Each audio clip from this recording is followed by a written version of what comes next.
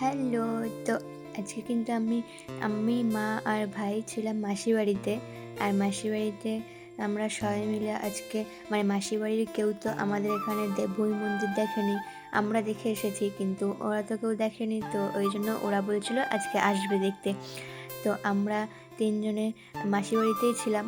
তো ওইখান থেকেই আমরা আজকে দেবভূমি মন্দিরে যাবো বলে রেডি হচ্ছিলাম। আর আমি এখানে রেডি হচ্ছিলাম আর মা আর বৌদি আমাকে হাসাচ্ছিল, তো এই জন্য হাসছিলাম। আর এখানে দেখো আমাকে কেমন লাগছে সবাই বলো। আর আমরা রেডি হয়ে গেছি, আমি, দিদি, সবাই আর দিদির মেয়ে। তো আমরা রেডি হয়ে এখানে আয়নার সামনে একটু পোজ দিচ্ছিলাম। তো এই যে আর ওই যে আমার দিদির মেয়ের মেয়ে হয়েছে, তো ওকে কোলে নিয়ে এখানে দাঁড়িয়েছিল। আর এখানে ও দিদির মেয়ে পোজ দিচ্ছিল। আমি বলছিলাম একটু পোজ দে, তো এরকম পোজ দিচ্ছিল।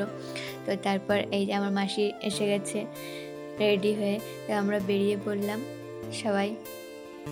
আমি, ভাই আর দিদি বাইকে করে আসছিলাম আর মাসি ওরা সবাই টোটোতে করে আসছিল। তো এখানে আমি ভাইকে বলছিলাম ভাই তাকা তাকা, ভাই তাকাচ্ছিল না, ওই জন্য হাসছিলাম। ওই যে দূরে দেখা যাচ্ছে মন্দিরটা। আর এখানে দেখো আজকে এত ভিড় ছিল, আমরা তো আশাই করিনি এতটা ভিড় হবে। আর গাড়ি চারিদিকে এত গাড়ি, মানে একটা মানুষ যাওয়ার রাস্তা নেই। মানে আমরা তো ওইখানে ভাই বলছিল নেমে যায়, এত ভিড়ে যাওয়া যাবে না। তো তারপরেও অনেক কষ্ট করে যাচ্ছিলাম আমরা। তো প্রচুর ভিড় হয়েছিল, প্রচুর, মানে অনেক লোক ছিল। মানে মেলাতেও এত লোক হয় না এখানে, মানে এত লোক হয়েছিল। আর সেদিন ছিল অমাবস্যা, তো ওই জন্যই এখানে এত ভিড় হয়েছিল।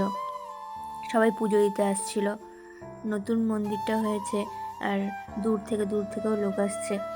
তো এই জন্য এত গাড়ি ছিল, মানে প্রচুর ভিড় হয়েছে, প্রচুর। দেখো তোমার মানে কত গাড়ি শুধু দেখো। তো তারপর এখানে আমরা গাড়ি পার্ক করে চলে গেছিলাম মন্দিরের ভেতরে। আর মন্দিরটা এত সুন্দর লাগছিল, দারুণ লাগছিল। আর লোক দেখো কত, মানে প্রচুর ভিড় হয়েছিল।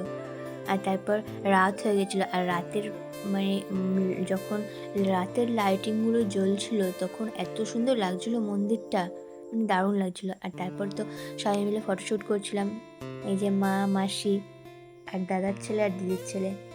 আর এখানে ভাই, মা, মাসি, দিদি, বৌদি সবাই ফটো তুলছিল।